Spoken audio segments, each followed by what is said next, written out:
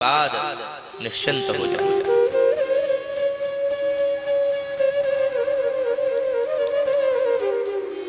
कार्य करो लेकिन लगाव मत रखो। और कब तक वन की ओर प्रस्थान करने की तैयारी होनी चाहिए? 25 साल का अभ्यास बताया है मनु महाराज। 25 साल तक अभ्यास करो, उसके बाद 75 साल में संन्यास। संन्यास का मतलब होता है सम्यक न्यास इति संन्यास, पूरी तरह से त्याग होना चाहिए। फिर कोई ये नहीं होना चाहिए कि ये छोड़ना चाहिए, नहीं छोड़ना चाहिए, छोड़ूं नहीं छोड़ूं, फिर विचार नहीं। यहाँ तक कि आपके अंदर मन से भी त्याग हो जाना चाहिए किसी वस्तु का। शरीर से ही नहीं बल्कि मन से ही त्याग होना चाहिए। देखो जी, सही समय पर सही कार्य करोगे तो सब लोग अच्छी बात कहेंगे। आप कुर्ता पहनते हो, शर्ट पहनते हो, उसके सामने एक बटन है और बटन के सामने एक छेद है। जहां उसके सामने छेद है वहां बटन लगाओगे तो कुर्ता सही आएगा। लेकिन यहाँ का बटन यहाँ लगा दोगे, यहाँ का बटन यहाँ लगा दोगे, यहाँ का बटन यहाँ लगा दोगे तो कुर्ते की शक्ल कैसी बनेगी और तुम कैसे लगोगे? देखो, इसलिए जिस समय जो करना है वही करना चाहिए। एक संत तो बहुत सुंदर बात कहा करते थे कि जीवन का नाम ही है त्याग। 10 साल के हो जाओ तो खिलौने से खेलना त्याग दो, 20 साल के हो जाओ तो शरारतें करना त्याग दो, 30 साल के हो जाओ तो किसी को सताना त्याग दो, 40 साल के हो जाओ तो पत्नी को होटलों में घुमाना या घूमना फिरना त्याग दो, 50 साल के हो जाओ ना तो स्वयं भी ज्यादा वैभव में न जाकर के साधारण जीना सीखो, 60 साल के हो जाओ तो फिर व्यापार करना त्याग दो, 70 साल के हो जाओ तो यहाँ तक कि बिस्तर पर भी सोना त्याग दो, 80 साल के हो जाओ तो खाने की चाहत क्या, लस्सी पीने की भी चाहत त्याग दो, 90 साल के हो जाओ तो 90 यानी और जीने की चाहत त्याग दो, और 100 साल के हो जाओ तो ये दुनिया ही त्याग दो।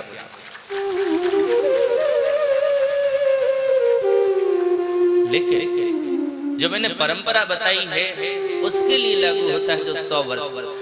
लेकिन आज की जीवन तो 80 साल होते होते, 80 क्या 70 साल होते होते टाइम बोल जाते हैं।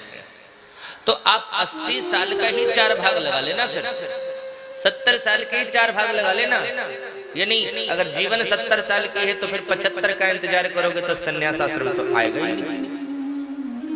इसलिए वहां पर जो व्यवहार है, वहां पर जो बंटवारा है हमारी आज की जिंदगी, क्योंकि जिस समय स्मृति की चर्चा की गई थी तो कलयुग में माना गया था कि कलयुग में मनुष्य की आयु 100 वर्ष की है, तो उस हिसाब से लिख दिया गया।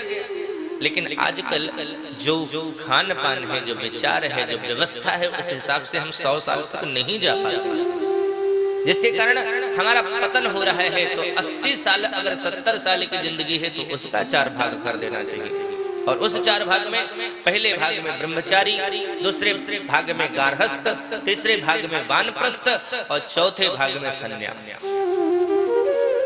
वो जो घर त्याग करने की प्रवृत्ति आती है ना, वो धीरे धीरे परिपक्व होना चाहिए। अन्यथा मैंने कहा ना, तकलीफ आपको भी होगी जब संसार छोड़ोगे, तकलीफ उन्हें भी होगी जिन्हें छोड़ोगे। वृक्ष की पत्तियां जब हरी होती हैं उसको तोड़ने की कोशिश करना, जब पत्तों को आप अलग करोगे ना फिर छू करके देखना, जहां से वो पत्तियां अलग हुई हैं वहां भी गीलापन है, और जो पत्ती का मूल स्थल है वो भी गीला है। यानी रो दोनों रहे, वो पत्ती भी रो रही है और वृक्ष भी रो रहा है। अचानक अगर त्याग करोगे तो आप भी रोगे, आपके परिवार के लोग भी रोएंगे। और देखना वही पत्तियां धीरे धीरे धीरे धीरे करके पक जाती है, हवा की हल्की झोंक आवे, पता ही नहीं चलता कि पत्ती कहाँ गई, पत्ती कब अलग हुई, वृक्ष से कुछ समझ में ही नहीं आता है। फिर आप छू करके देखना, न वहां गीलापन है न यहाँ गीलापन है, गीलापन कहीं नहीं है, यानी दुख किसी को नहीं हो रहा है। इसी तरह से धीरे धीरे धीरे धीरे अगर संसार से अलग होना शुरू करोगे ना तो फिर आपको भी दुख नहीं होगा और आपके परिवार को भी दुख नहीं होगा। इसलिए 50 साल के बाद भाई मेरे बिल्कुल अलग होने की कोशिश करो। और उसका अभ्यास है इसी तरह से आप बीच बीच में ना अपने आप को घर से दूर रखो। मोबाइल पर भी कनेक्शन ज्यादा घर से मत बना रखो। कनेक्शन अगर वहां से बना रहेगा तो मन वही है। अभ्यास करो छोड़ने का। अरे साल भर तो रहते ही हो अपने घरों में, कुछ समय तो परमात्मा के लिए निकालना चाहिए। परमात्मा के लिए नहीं बल्कि अपने आप के लिए निकालना चाहिए, आत्म कल्याण के लिए निकालना चाहिए। भगवान ने आपके ऊपर कृपा करी, आपके अंदर ऐसा संकल्प जागृत हुआ, क्योंकि ये सूचना तो बहुत लोगों के पास गई थी ना, बहुत लोगों के पास गई थी कि श्री अयोध्या जी में 108 यजमानों की भागवत कथा ज्ञान यज्ञ हो रहा है, लेकिन आप ही क्यों 108 चुने गए और क्यों नहीं? बाद में इतनी भीड़ आ रही है, लेकिन इन लोगों में से क्यों नहीं क्यों आया? ये आगे जो बैठे हुए 108 यजमान यही क्यों चयनित हुए? ध्यान रखना, लोकसभा या विधानसभा में वो लोग बैठते हैं जिनका जनता चयन करती है, लेकिन इस सत्संग की सभा में भगवान के दरबार में वो बैठते हैं जिनका जनार्दन चयन करते हैं। जिनको भगवान चुनते हैं वही बैठ सकता है। आप लोगों का चयन भगवान ने किया, आप लोगों को चुना भगवान ने। अब आपका कर्तव्य बनता है कि उस चयनित जो हुए हैं, उस प्रक्रिया के तहत जो हम चयन किए गए हैं उसको हम रखें, अन्यथा अयोग्य भी घोषित किए जा सकते हैं। अगर पार्लियामेंट में सांसद चुन लिया गया 5 साल के, इसका मतलब ये नहीं कि 5 साल उसकी बपौती हो गई। बीच में अगर गड़बड़ करेगा तो अयोग्य भी घोषित हो जाता है।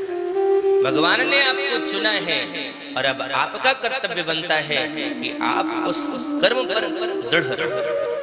तो अपने आप को कुछ दिनों के लिए परमात्मा से जोड़ने की कोशिश करो, संसार से अलग रहने की कोशिश करो।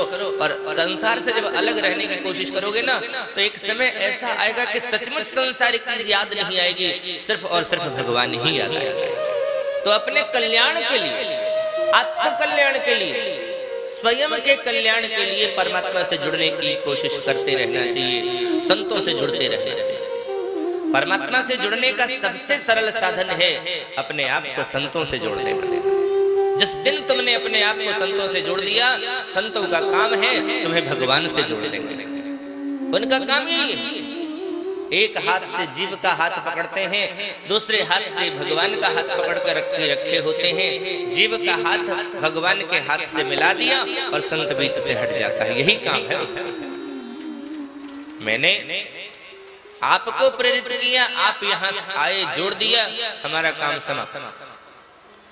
अब ऐसा मत करना कि फिर वो हाथ छूट जाए। सत्संग का पौधा जो आपके बीच में डाला गया है, उस पौधे पर पानी पड़ते रहना चाहिए। वो पौधा, उसको बाड़ लगाना पड़ेगा, अन्यथा वो छोटा पौधा उसे बकरियां भी खाने वाली है। वो छोटी छोटी जो पौधे छोटे छोटे रहते हैं ना, तो बकरी उन छोटे पौधों को खाती भी है और आराम से खा जाती है। ये बकरी कौन है? आप जब यहाँ से जाओगे, कहाँ गए थे? बोले कथा।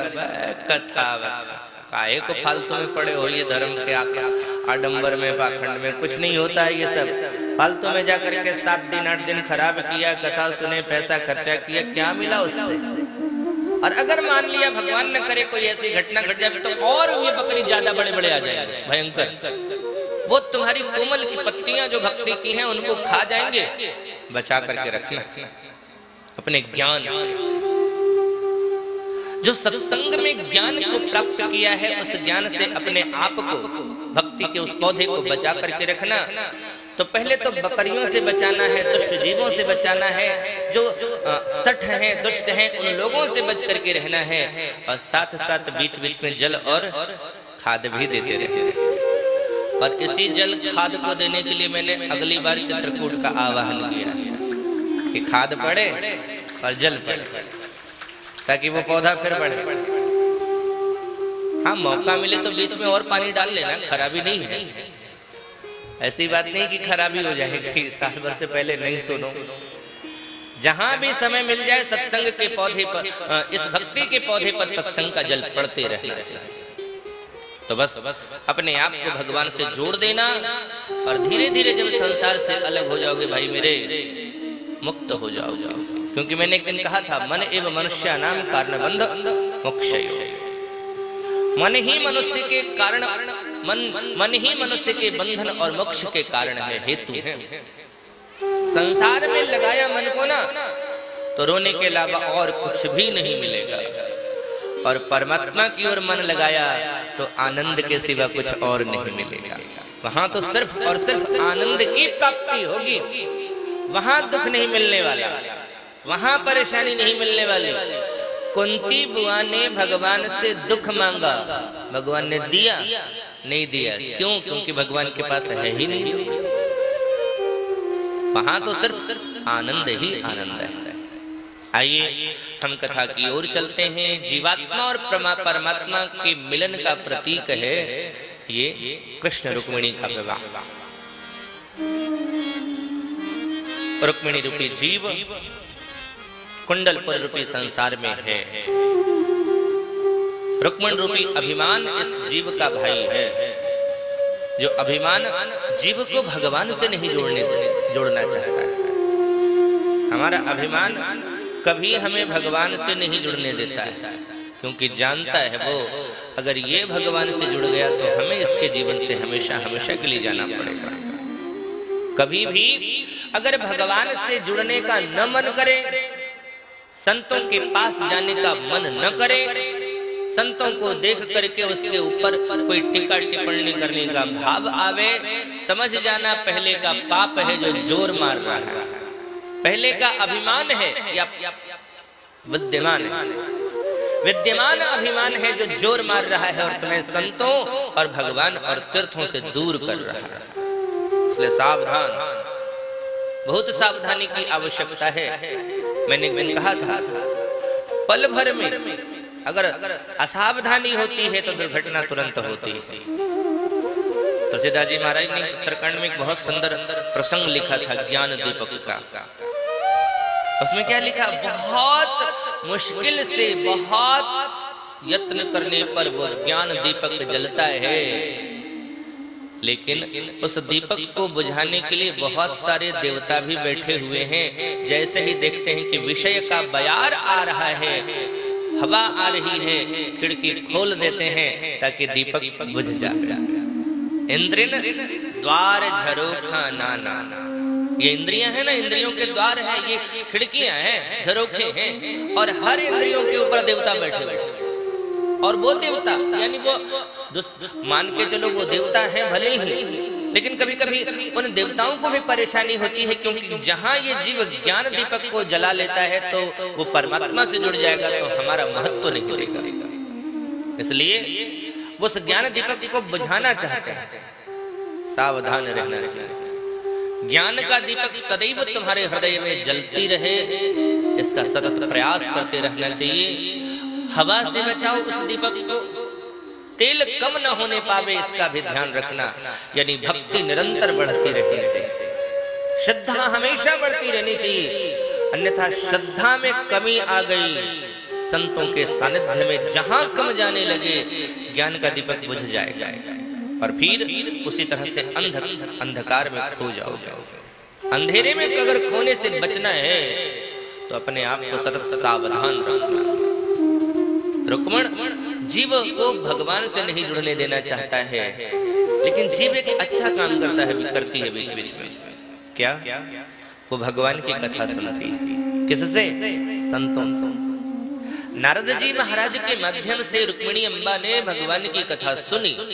अच्छा, कथा सुनने के बाद भाव क्या आना चाहिए? ध्यान रखना, आप 7 दिनों तक यहाँ बैठ करके कथा सुने हैं, कथा आपका सुनना सफल है या असफल है, पता कैसे चलेगा? कथा श्रवण करने के बाद अगर भगवान अपने लगने लगे तो ये संसार पराया लगने लगे, संसार का भोग रोग लगने लगे और परमात्मा समीप लगने लगे, तो समझ जाना कि कथा श्रवण सफल है। और अगर भगवान बस दूर नजर आए, संसार ही समीप आवे, तो समझ जाना कि जाकर के हमने सिर्फ टाइम पास किया, इससे ज्यादा कुछ नहीं किया। सिर्फ और सिर्फ हमने जाकर के अपना समय बर्बाद किया। नोत्पाद्येद यदि रति तो श्रम एव ही केवलम, सिर्फ परिश्रम किया आपने, आने जाने में परेशान हुए, अयोध्या रह करके अपने समय बर्बाद किया। और ध्यान रखना, किसी सत्कर्म को करने के क्रम में हम अगर किसी का सहयोग ज्यादा लेते हैं ना, तो हमारे पुण्य का कुछ हिस्सा कट करके चला जाता है। इसलिए कभी भी सत्कर्म कर रहे हो, भगवत चरणाश्रित हो रहे हो, तो प्रयास करना कि हम किसी दूसरे का सहयोग, मजबूरी है वो अलग बात है, लेकिन किसी दूसरे का सहयोग मत लेना। भगवान की सेवा स्वयं करनी चाहिए। अम्बरीश महाराज इतने बड़े चक्रवर्ती सम्राट थे, भगवान की सेवा अपने हाथों से करते थे। ये नहीं कि नौकरों को लगा करके रखते थे कि ये कर देना वो कर देना। चक्रवर्ती थे, कमी नहीं थी। भगवान की सेवा स्वयं करें। अगर भगवान की सेवा नहीं कर रहे हैं ना, किसी और से कर रहे हैं, तो जानते हो क्या कर रहे हो? विवाह किया किसी से आपने, बारात ले गए आप, शादी करी आपने, विदाई करा करके पत्नी को लाया आपने, लेकिन प्रेम प्रकट करने के लिए पत्नी के समक्ष किसी नौकर को रख दिया। बस अगर भगवान को बिठाने के बाद हृदय में, अपने घर में हम किसी और से ये सारा कार्य करवा रहे हैं, तो यानी हम वही कार्य कर रहे हैं। ऐश्वर्य है, धन है आपके जीवन में, सारा कार्य करवाना नौकरों से, दो काम को छोड़कर। एक तो भगवान की पूजा, और दूसरे अपने और अपने परिवार के लिए रसोई स्वयं निर्माण करना। इससे वो लाभ, वो नौकर जो रसोई बनाता है वो क्या करेगा? वो एक तो ड्यूटी पूरी करता है, उसे अपना एक ड्यूटी किंकर ये पूरा करना है बस।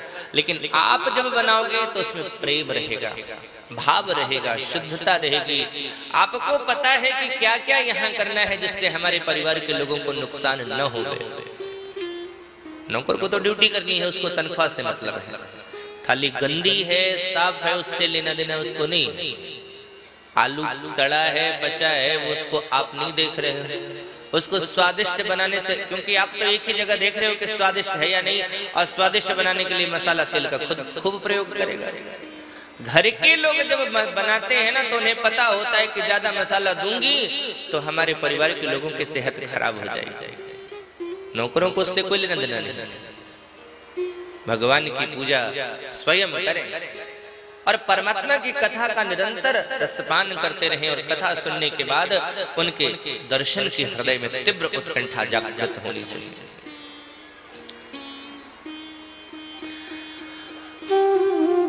रुक्मिणी ने भगवान की कथा सुनी और जुड़ना चाहती है परमात्मा से, लेकिन जुड़ेगी कैसे? परमात्मा तो पास नहीं है। हम भगवान की कथा को सुनने के बाद जुड़ना चाहते हैं उससे, लेकिन समझ में नहीं आता है कि परमात्मा से जुड़ें कैसे। कोई तरीका नजर नहीं आता है। तो रुक्मिणी अम्बा ने क्या किया? एक ब्राह्मण के माध्यम से संदेश भगवान को भेजा है। इसी तरह से अगर हमारे हृदय में ये भाव जागृत हो जाए कि हमें प्रभु के चरणाश्रित होना है, तो सद्गुरु का वर्ण करो, सद्गुरु को अपने जीवन में लाओ, सद्गुरु के माध्यम से अपने मन की बात परमात्मा तक पहुंचाओ। अच्छा, एक बात और ध्यान रखना, रुक्मिणी जी ने किसी दूसरे तीसरे पंडित जी को नहीं भेजा। एक बार एक पंडित जी को भेज दिया, उसके बाद भूल गए। ऐसा भी तो हो सकता था, अविश्वास हो सकता था पंडित के ऊपर, क्या पता नहीं पहुंचे तो नहीं पहुंचे तब क्या होगा। इसलिए किसी दूसरे ब्राह्मण को भेज दिया जाए, लेकिन नहीं, विश्वास के साथ परमात्मा की ओर बढ़ना चाहिए। उसी तरह से जिस प्रकार से कोई दुल्हन जब पालकी में बैठती है, पर्दे लगे होते हैं पालकी में, लेकिन विश्वास करके बैठती है दुल्हन कि ये जो पालकी कहारों ने उठाया है